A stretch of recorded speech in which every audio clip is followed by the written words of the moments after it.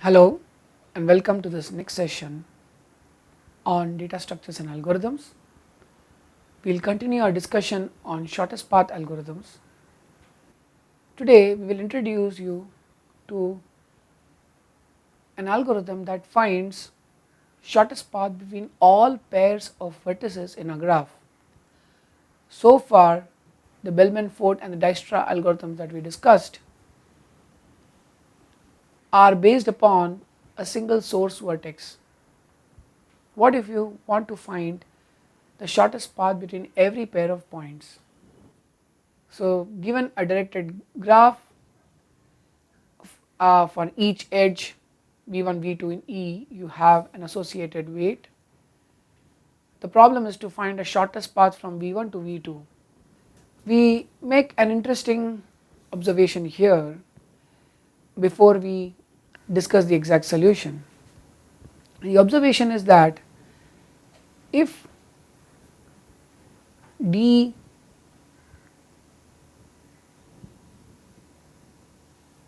v1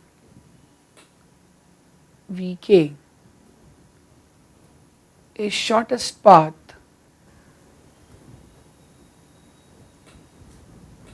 from v1 to vk and dvk v2 is the shortest path from vk to v2, then we expect the following. We expect that if v1 to v2 are directly connected in the graph, then the associated weight w v1 v2 could be the shortest path, or the sum of these two could be the shortest path. So we would expect that d, the shortest path from v1 to v2, is the min of d of v1 to vk if and then from vk to v2, and if there is an edge v1 to v2, you might also want to look at weight of v1 to v2.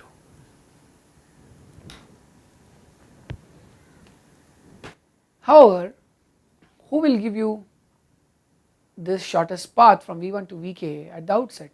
We won't have these. What we of course know are these weights to begin with, and instead of looking at the minimum weight from v1 to vk and then vk to v2, what we will do is iteratively construct the weights from v1 to vk and vk to v2 restricted to the first k minus 1 nodes, and that we will denote with the superscript k minus 1. So what we are going to exploit is that the shortest path from v1 to vk using the first k minus 1 nodes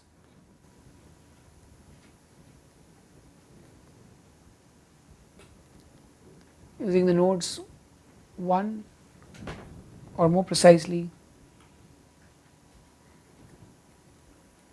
the set of nodes 1 to k minus 1. Similarly, if dk minus 1 vk to v2 is the shortest path from v1 to vk using nodes 1 to k minus 1, then we will estimate the shortest path from v1 to v2 using the first k nodes dk v1 v2 as the min of the sum of the distances using k minus 1 nodes from v1 to vk and vk to v2 respectively, or it could be the direct weight on the edge v1 to v2. This is the basic idea behind the all pair shortest path algorithm. This has a very specific name. This is called the Floyd Warshall algorithm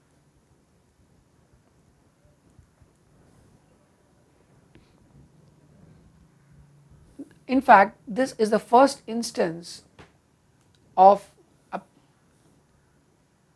algorithmic paradigm called dynamic programming. So this is instance of an algorithmic paradigm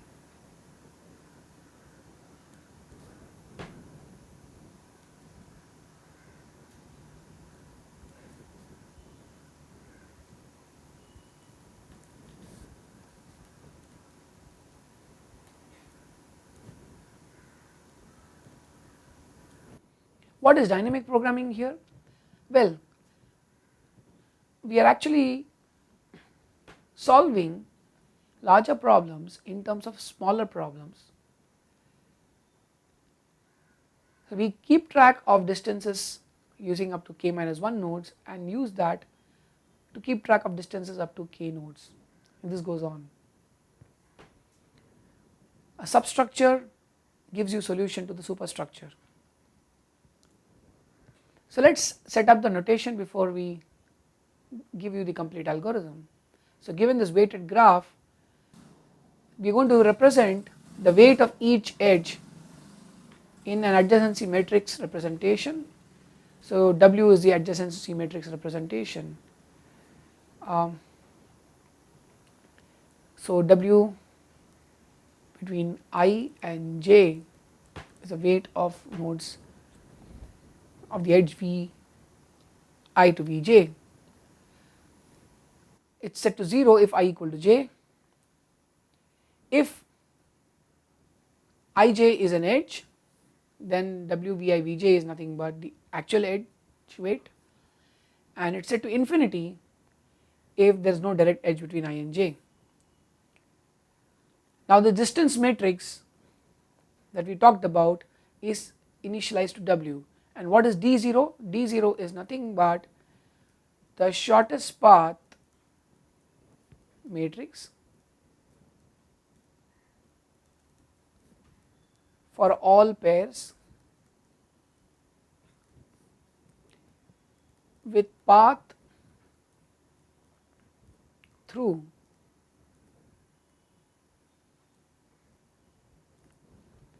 so recall we talked about nodes 1, 2 to k minus 1, but here we have k less than 1. So this is basically path through the empty set.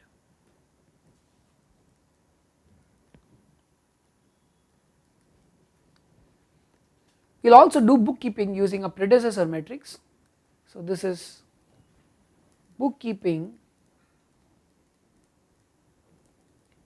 for shortest path.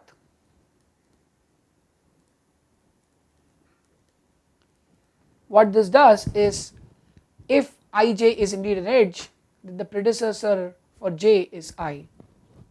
However, if there is no such edge ij, then the predecessor is set to null. This is the initial configuration. Thereafter, we are going to invoke the dynamic programming update step that we have already motivated. So here is the algorithm with the initialization that we already discussed. We are going to iterate through every node. We are assuming that the nodes are numbered 1 to n. So for this the k value will be 1, 2 until n. So dk is a new n by n matrix that we want to learn, and this corresponds to the desired shortest path matrix which passes through nodes 1 to k. And how do you find that? Well, for every node I and every node j, we will let ourselves explore the shortest path from I to j that passes through one of the k minus 1 nodes, one or more of the k minus 1 nodes. So this is the shortest path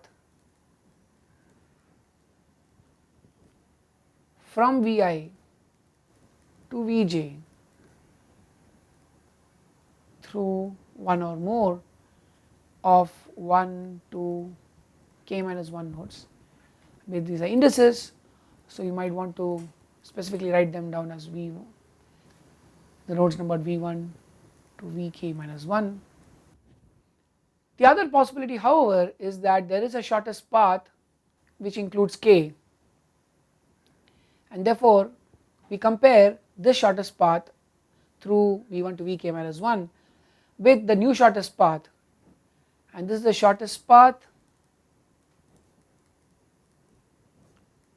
from Vi to Vk through V1 to Vk minus 1 plus the shortest path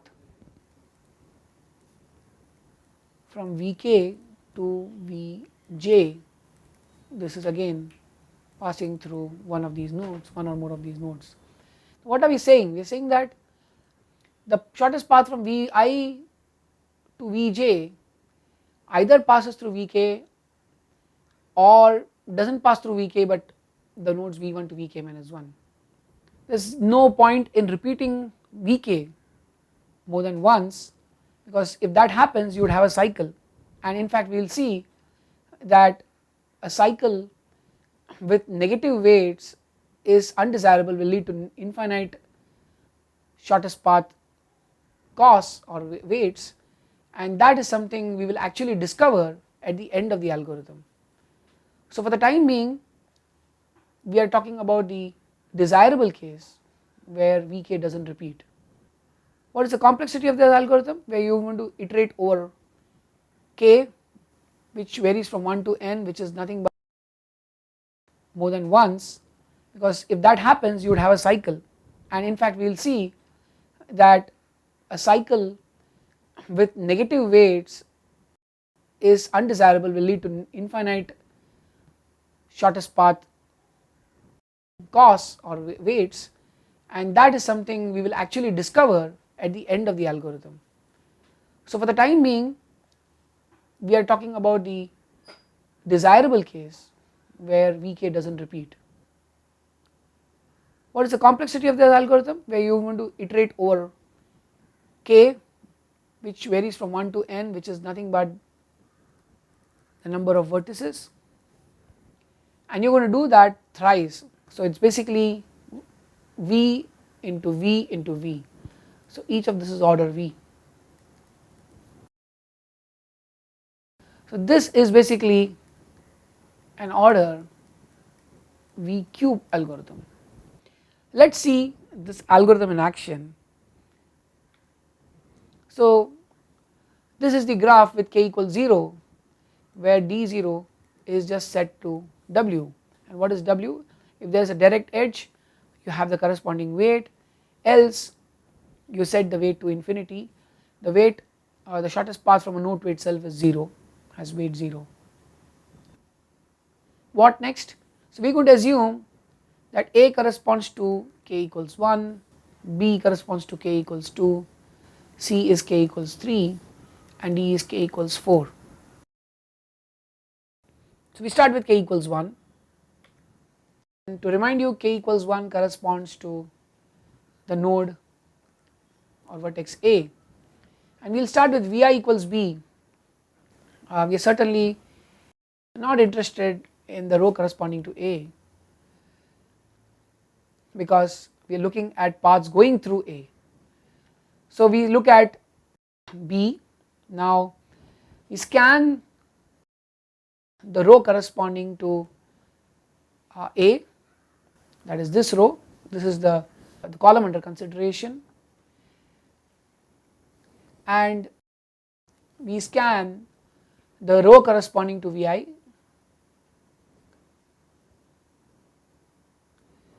and we will basically vary j. So j will be scanned for in this row, and what are we going to see? We are going to basically check for different values of j whether Vik plus Vkj is less or Vij is less. So we start with Vij where j equals a, Vj equals a, and we find that well 6 plus 0 is certainly equal to 6 itself, so we persist with this 6. Again we are not interested from B to B, B to C. Well, we are going to look at the shortest path from B to A and from then A to C. B to A is 6, A to C is 4, and this gives you the value of 10. So this is actually less than B to C, the earlier value of B to C, which was basically infinity. You can do the same thing for B to D, but there is no path through A. So this is the only update for Vi equals B and K equals 1. Then look at K equals 2. So basically for K equals 1 there is nothing else that is possible, because CA is infinity and DA is also infinity. For K equals 2 we start with Vi equals A. So recall we are going to decide on the column based on K, and that happens to be this one because this corresponds to B, and row will correspond to Vi equals A. So this is the row, and we are going to now scan for J in this row. So we certainly will start with C, Vj equals C, and that will mean comparing AB, that is 12, with BC, that is 10. So 12 plus 10 is 22, which is actually greater than existing weight 4 on AJ, the Dij. So we leave this unaltered, but then we look at the next one, 12 plus 8, and we compare that again AD, which was actually infinity. So this leads to an update. So we continue with K equals 2, which corresponds to B, and we will change our choice of I to the third row. This will correspond to Vi equals C, and as before we are going to scan this from left to right for different values of J. Our comparisons again reveal the following. So we look at CB plus BA. So CB is 3 and PA is 6. So this leads to an update of 9 for CA. We also look at CB, which is 3, plus BD, which is 8, and that is 11, and that is actually less than the earlier value of CD, which was infinity.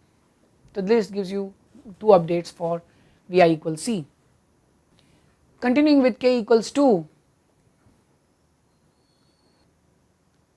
we now turn our attention to the last row. We again perform a scan for different values of J,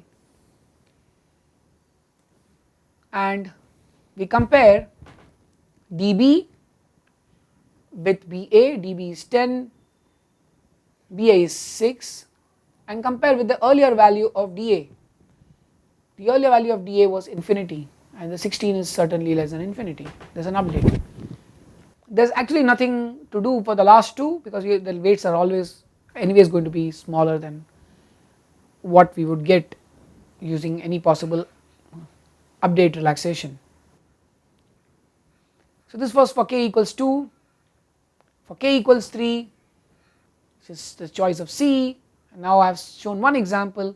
Now we have started looking at longer, we will start looking at longer hauls. Vi equals A, Vj equals B. We are going to quickly jump to our results. So we look at the existing shortest path between A and B,